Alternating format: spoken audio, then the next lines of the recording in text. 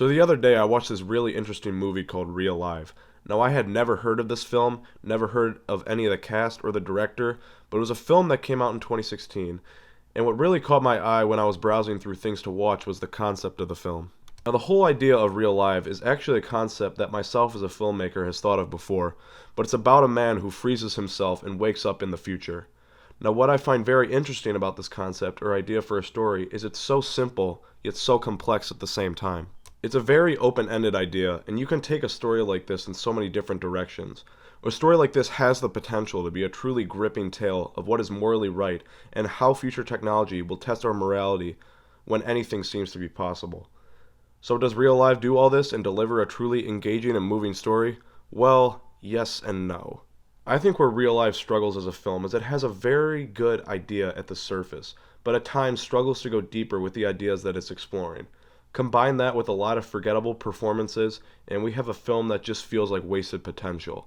It's obvious that this film did not have a very large budget. This is obvious in the fact that I've never heard or seen any of these actors in anything else, but where I really think the lack of budget shines through is we never really get to see the futuristic world set in 2085, besides all the indoor scenes at the hospital.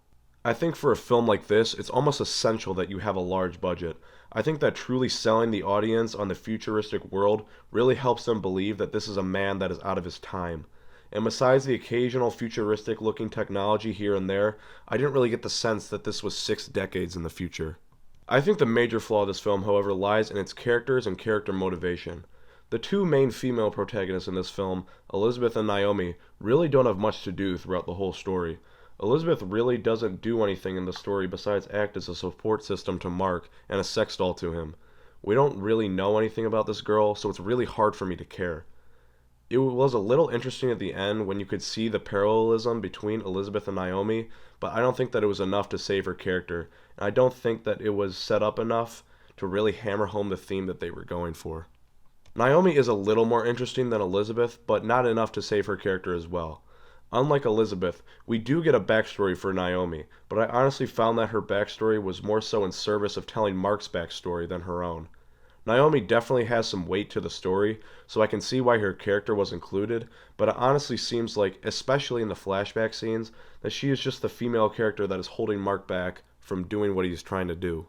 I can see why they might have wanted to do that because it gives the sense that this is a very difficult decision for Mark, and he is having to leave a lot behind by doing this, but I just don't think it hit the emotional beats that they were hoping it would.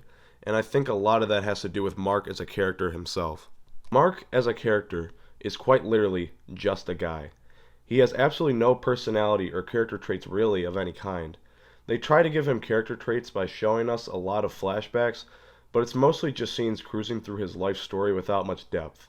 All I really got from those flashbacks is that he's a likable guy with a lot of friends, who's doing very financially well, appears to own a company of some sort, and can't wife up the girl that he loves because of life, I guess.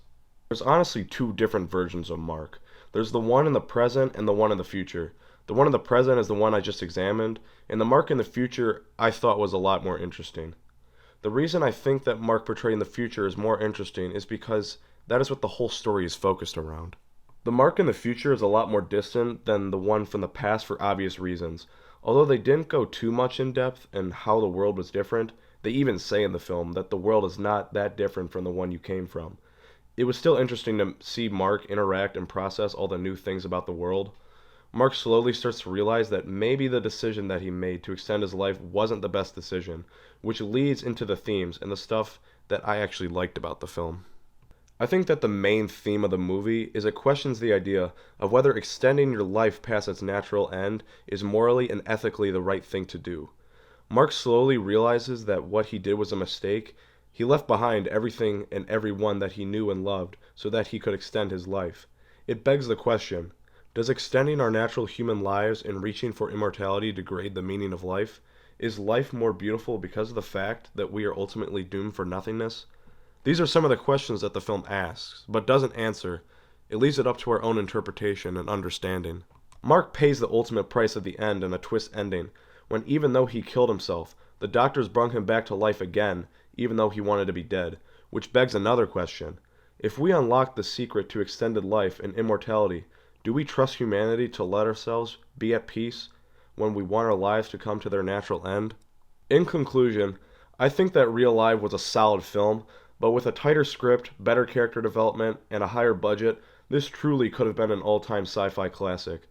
Although I wish the film could have been a little better, I have to appreciate and respect the filmmakers for taking on such an interesting concept for a story that has never really been done before.